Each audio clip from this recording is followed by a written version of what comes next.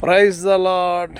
యేసు ప్రభువారు కల్వరి శిలువలో వేలాడిన ఆ విధానాన్ని మనం అప్పుడప్పుడు వీడియోస్ ద్వారా చూస్తూ ఉంటాం కదా. ఆయన ఎందుకు అలా వేలాడాలో, అలా శ్రమ పొందాడో ఎప్పుడైనా నువ్వు ఆలోచించావా?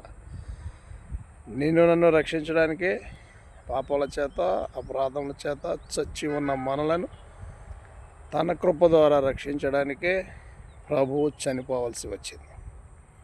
చనిపోవటే కాదు, మరలా తిరిగి లేవడం కూడా జరిగినది. ఆయన మృత్యుంజయుడు. మరణమా నీ ముళ్ళెక్కడా అని మరణం మీద సవాలు విసిరిన దేవుడు. ఆయన చనిపోయాడని అనుకుంటారు, చనిపోయాడు. కానీ 3వ దినమున తిరిగి లేచాడు, మృత్యుంజయుడయ్యాడు.